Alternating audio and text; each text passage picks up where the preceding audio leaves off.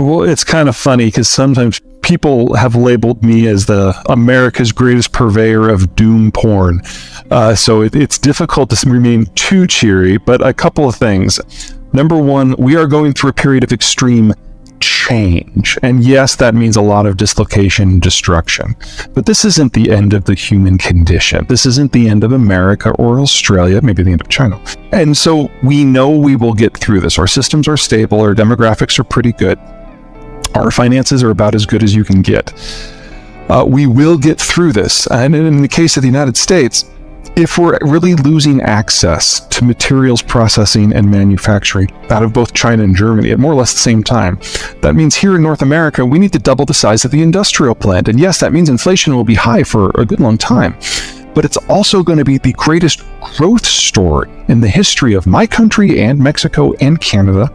And on the backside of this, we will have built a supply chain system that uses less workers, is more capital efficient, is more energy efficient, that employs locals to serve local markets, that's cleaner, that's more responsible, and it'll be largely resistant to international shocks. This is a good story.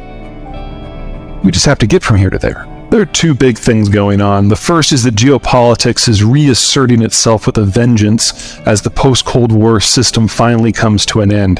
The Americans created the globalized network in order to bribe up an alliance to fight the Soviets, and we've been losing interest in it ever since. And without the networks that support global trade, we don't have global trade. Now, for the Americans, this can be done. We're not a trading country outside of our NAFTA partners. But for everyone else who's built their system on international access to raw materials, energy, and finished goods market, it's a bit of a kiss of death. The second big feature is demographics. As the world globalized, we also industrialized and urbanized. And when you move off the farm and into town, you have fewer kids. You play that forward 75 years, and it's not that we're running out of children. In most of the world, that happened 30, 40 years ago. It's that now we're running out of working-aged adults. So we don't even have an economic model that theoretically can work with the environment that we're about to be in. As the world has aged demographically, capital has been available at greater volumes with greater ease at lower rates than any time in human history, and that pretty much defines the last 15, 20 years. And now the people who generated all that capital, the baby boomers as they were moving towards retirement, are moving into retirement. And so the capital costs were always going to skyrocket about right now and continue rising at least into the mid-2030s. We have 15, 20 years of incredibly cheap capital that we now have to process through. And if you look at just the raw data, the United States is probably okay. We seem to have at least learned most of the lesson from the 2008 financial crisis, but Australia hasn't. Australian credit has risen by a factor of 7 since the year 2000. In the case of India, you're talking about 14. In the case of China, you're talking 34. So the idea that we can kind of let the air out of some of these financial bubbles without them popping is probably a bit of a stretch, but the story is absolutely not going to be the same everywhere. So politically, even if the Ukrainians succeed with this spring offensive in ejecting the Russians from all of their territory, that doesn't stop the war. From the Russian point of view, the war will not end until such time as they have an external crustal defense again, and that's not in Ukraine, that's in Poland and Romania. So for the Russians, Ukraine was always nothing more than the first step, and there's another wave once they're done with Ukraine. But the reverse is true too.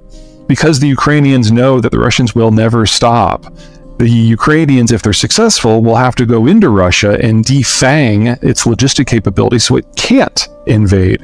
So one way or another, the Russians are either moving into Poland or the Ukrainians are moving to Russia proper. And so we're only at the very beginning of what is going to continue to be a nuclear flashpoint for quite some time. That's piece one.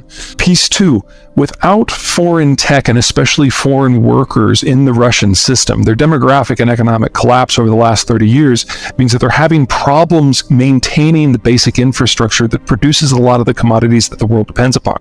Now, we've all heard the stories of oil, natural gas, and wheat, and I don't mean to suggest none of those are important. They're all important. But the one I'm most concerned about is the variety of fertilizers that the Russian space produces for export, because Russia plus Belarus collectively, they are the world's top supplier of fertilizer as a group. And without them, we cannot support a planet with 8 billion people. Remember that from roughly 2020 until mid-2021, we were having significant whiplashes in demand globally. Every time we got a new variant, every time we got a new vaccine policy, every time something changed, what we consumed, the patterns shifted. And it took about 18 months with each shift for industry to change the manufacturing supply chains to catch up.